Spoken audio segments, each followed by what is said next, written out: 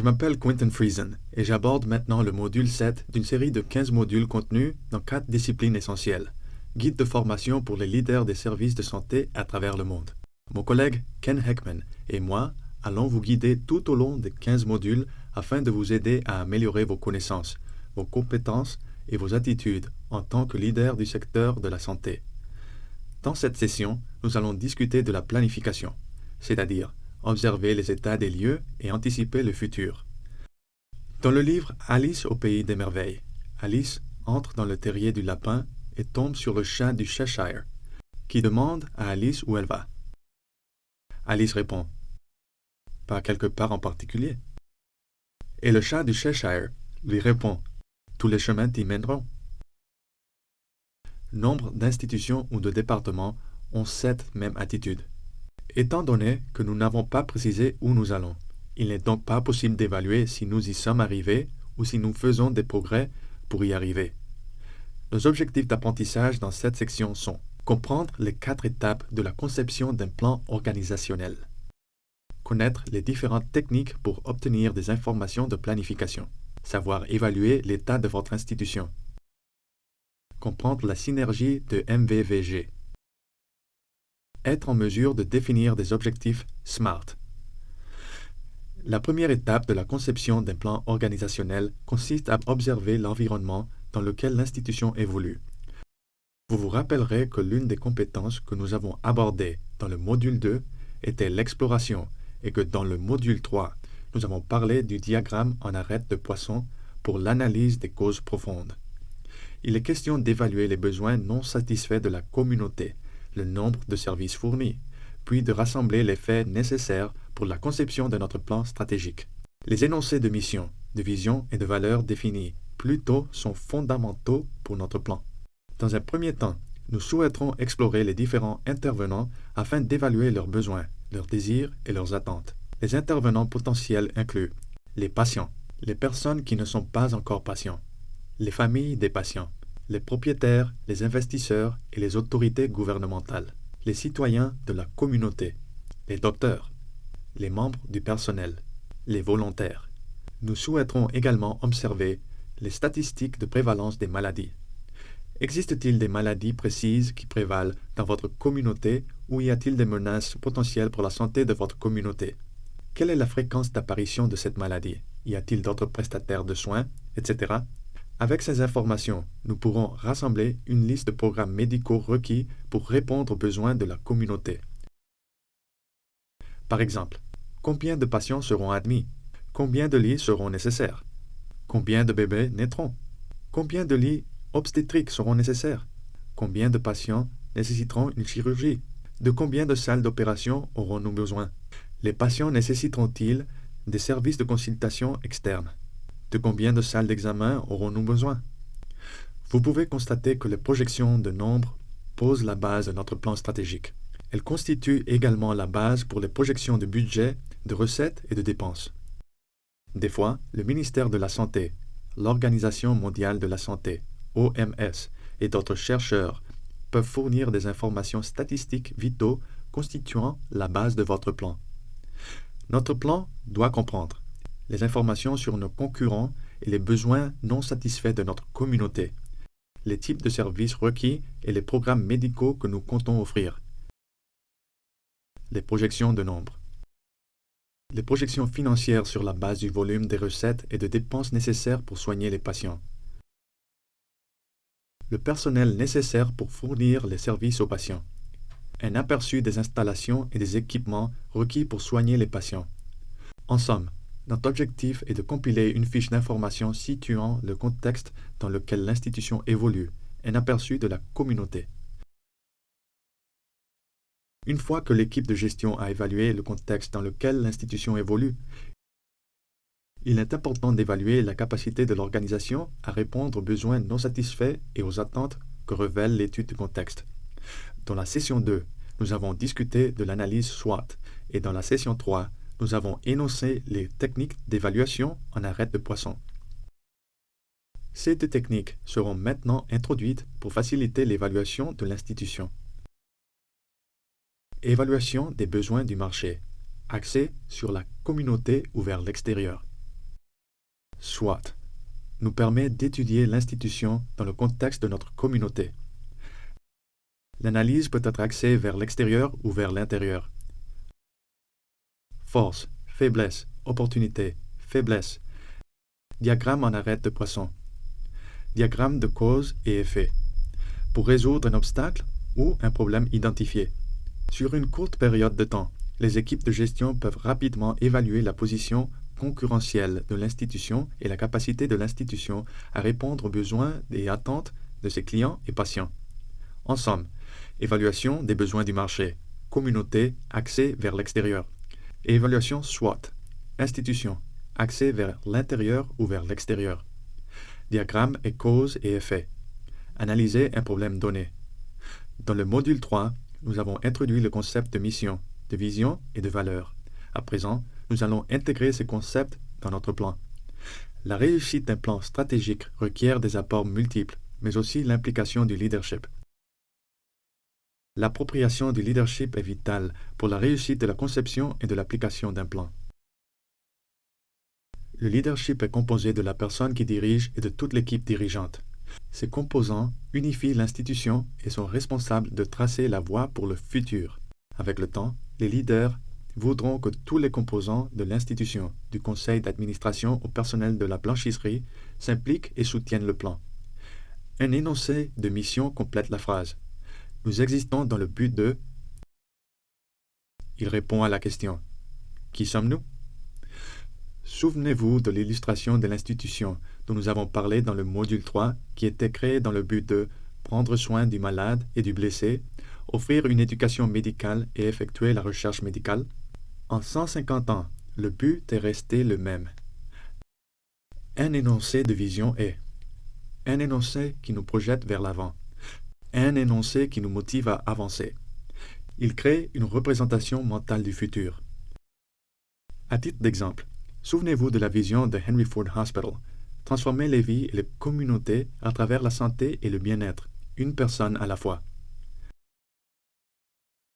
Les énoncés de valeur, quant à elles, répondent à la question sur comment nous nous conduirons.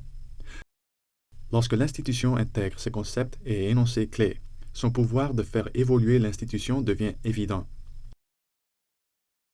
La mission, la vision et les valeurs servent de fondation solide pour notre plan. Nous devons maintenant nous fixer des buts qui orienteront les activités de l'institution. Le dictionnaire définit le but comme étant un objet ou une fin que quelqu'un s'efforce à atteindre. Les objectifs orientent les activités de l'institution avec le temps. Les buts tendent à durer entre 3 et 5 ans, mais peuvent continuer durant de longues périodes. 5 attributs qualifient des objectifs bien élaborés. Ils sont également appelés des objectifs SMART. S. Spécifique. M. Mesurable. A. Accessible ou ambitieux. R. Réaliste. T. Temporel. Une fois que les buts sont fixés, des plans d'action précis ou des objectifs sont déterminés pour chaque but. Ils devront également être SMART. Par exemple, objectif du département de cardiologie.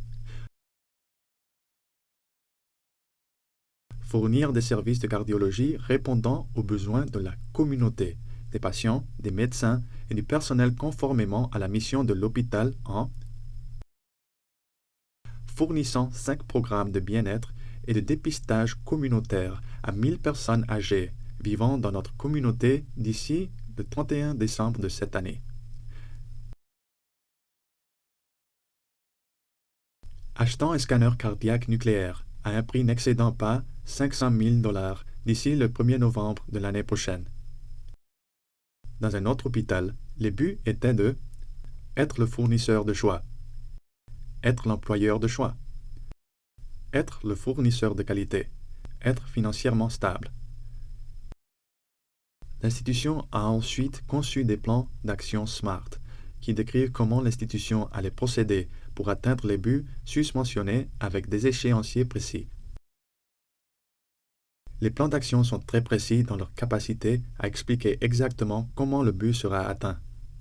Dans une autre institution, les buts ont été élaborés dans les domaines suivants: programme, équipement, installation, employés, marketing, qualité, leadership, processus, fiscal. Ce diagramme définit un cadre conceptuel de comment ces éléments agissent ensemble.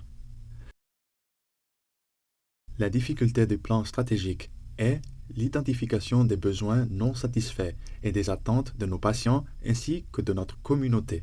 Ce plan comprendra des programmes médicaux, la projection de nombre, les besoins en personnel et en installation, ainsi que les projections financières. Une fois terminé, le plan fournit une feuille de route vers le futur, orientant les actions sur le long terme et au quotidien. Vous pouvez constater l'importance des énoncés de mission et de vision. Ils fournissent un point sur l'horizon du temps, vers lequel vous pointez toute l'institution. Ils vous aideront à gérer les distractions de chaque jour en vous maintenant sur la bonne voie vers l'atteinte de votre raison d'être. Francis Likert a développé le concept de lien au sein des organisations. L'idée était qu'une organisation possède des groupes de travail qui se chevauchent et qu'il existe des individus qui travaillent dans des groupes se chevauchant. Chaque groupe de travail sera constitué de personnes qui travaillent dans des groupes de travail se chevauchant. À titre d'exemple, un infirmier qui appartient au département des soins infirmiers, mais qui dirige également le département de cardiologie. Likert appelle ce type de personnes des liens.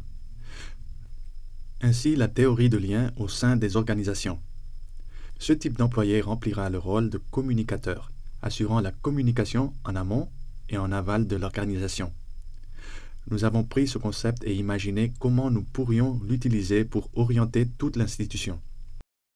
Une institution a élaboré une mission, une vision, des valeurs et des buts pour chaque département, en amont et en aval, commençant par l'administration qui travaille avec chaque département, servant ainsi de lien entre toute l'institution.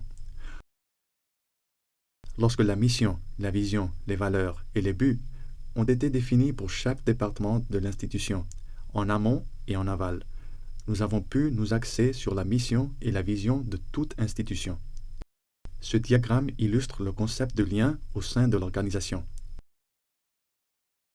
Nous pouvons voir les groupes de travail qui chevauchent, représentés par des triangles chevauchants. Ces chevauchements commencent par l'administration, puis se répandent dans toute l'institution. Un plan stratégique bien élaboré comprend également les projections financières visant à s'assurer que le plan est faisable et que l'institution est durable. Dans le module 11, nous parlerons des exigences financières organisationnelles garantissant la durabilité. En somme, nous avons discuté des 4 étapes de l'élaboration d'un plan stratégique.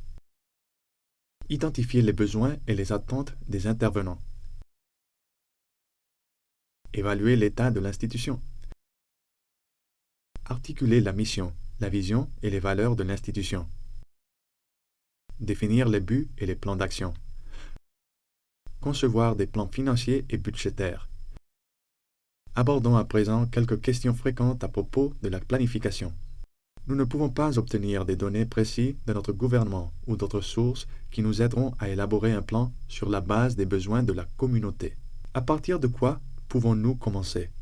Commencez par vos propres estimations générales au sujet des besoins de la communauté. Par exemple, disons que vous voulez estimer le nombre de femmes en âge de procréer vivant dans votre segment de marché afin d'élaborer un plan pour le service de maternité. Estimez la plage avec un nombre élevé et un faible nombre. Puis recherchez des preuves qui vous aideront à restreindre vos estimations à un nombre plus rationnel que vous pourrez utiliser comme base de la planification. Le but de la collecte de données pour la planification d'un nouveau service ou pour l'expansion d'un service existant est de réduire les risques commerciaux liés à l'investissement des ressources. Si les données sont difficiles à trouver, vous devez d'abord improviser, puis épurer et valider vos suppositions avec le temps. Nous avons essayé de fixer des objectifs par le passé, mais très souvent, ils changeaient à cause des difficultés imprévues. Comment pouvons-vous définir des objectifs capables de faire la différence? Souvent, les objectifs sont souples, car ils ne sont pas rédigés. Ils sont spécifiques. Ils n'identifient aucune personne comme responsable de leur mise en œuvre. Définissez des objectifs SMART et soyez précis au sujet des mesures concrètes requises pour une bonne mise en œuvre, ainsi que pour les personnes responsables chaque étape de l'exécution. La planification nécessite de la diligence et de la discipline pour être efficace. Sans ces éléments, elle ne restera qu'un vœu pieux. La planification est la fonction majeure des leaders et des directeurs. Vous pouvez souhaiter appliquer quelques notions que vous avez apprises aujourd'hui avec un exercice, en pratiquant la rédaction d'objectifs SMART. Définissez un objectif spécifique, mesurable, accessible, réaliste et temporel pour un de vos projets. Ainsi s'achève le module 7 d'une série de 15. Merci de votre attention.